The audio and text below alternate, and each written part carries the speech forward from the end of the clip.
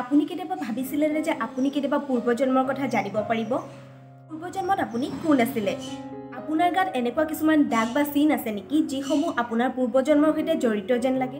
এই সকলো কথা জানিব পাৰিব আজিৰ এই ভিডিঅ'টোত, গতিকে ভিডিঅ'টো স্কিপ নকৰাকৈ শেষলৈ চাব।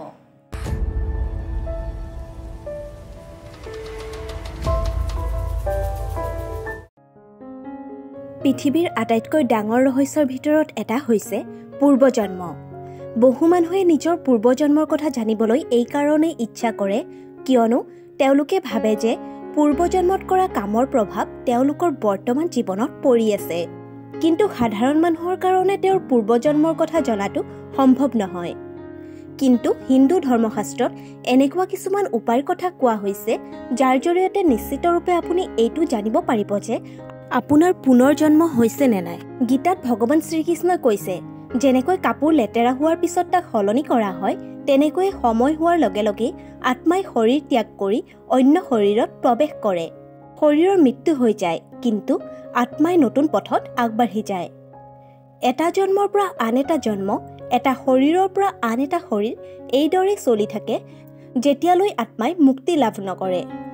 গৰুড় পুৰাণৰ অনুসৰি আত্মাই নিজৰ পূৰ্বজন্মৰ কৰ্ম অনুসৰি যিকোনো প্ৰাণীৰূপেই জন্ম ল'ব পাৰে। যদি আপুনি আপোনাৰ বৰ্তমান পৰিস্থিতিলৈ দুখ পাই আছে, তেন্তে ইয়াৰ কাৰণ আপুনি পূৰ্বজন্মৰ সৈতে জড়িত হৈ আছে।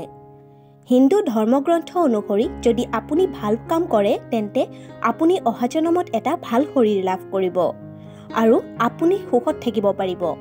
যদি আপুনি কিবা পাপ কৰে তেন্তে তাৰ ফল আপুনি অহা জন্মত নিশ্চয় পাব। এই ভিডিঅ'ৰ জৰিয়তে এনেকুৱা কিছুমান শৰীৰৰ চিনৰ কথা ক'ম যিসমূহ হিন্দু ধৰ্মগ্ৰন্থত বৰ্ণনা কৰা হৈছে, যাক ছায়েন্সেও প্ৰমাণ কৰি উলিয়াইছে, যাৰ জৰিয়তে আপোনাৰ পুনৰ জন্ম হোৱাৰ কথা গম পাব আৰু আপুনিও জানিব পাৰিব যে আপোনাৰ পুনৰ জন্ম হৈছে নে নাই। পূৰ্বজন্মৰ সৈতে জড়িত প্ৰথমটো সংকেত হৈছে সপোন।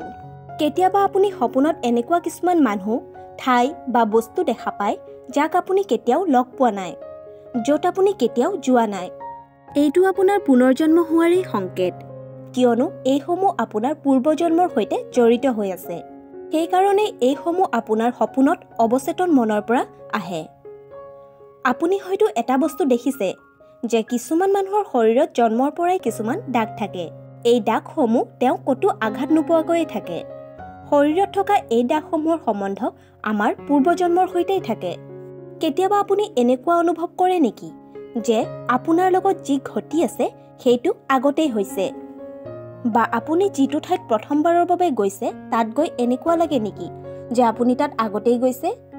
তেন্তে সেয়াও আপোনাৰ পূৰ্বজন্মৰে এক সংকেত। আমাৰ সকলোৰে কিবা নহয় কিবা প্ৰতিভা থাকে আৰু কিছুমানে সৰুৰে পৰাই কিবা এটা কামত খুব পাৰ্গত হয়, কিয়নো তেওঁ পূৰ্বজন্মত সেই কামটোত পাৰ্গত হ'বলৈ বহুতো কষ্ট কৰি থৈছে। এনেকুৱা ঘটনাই পুনৰ জন্ম হোৱাৰেই সংকেত দিয়ে। আশা কৰোঁ ভিডিঅ'টো চাই ভাল পালে। যদি ভিডিঅ'টো চাই ভাল পালে তেন্তে লাইক, কমেণ্ট, শ্বেয়াৰ আৰু চেনেলটো ছাবস্ক্ৰাইব কৰি দিবলৈ কিন্তু নাপাহৰিব।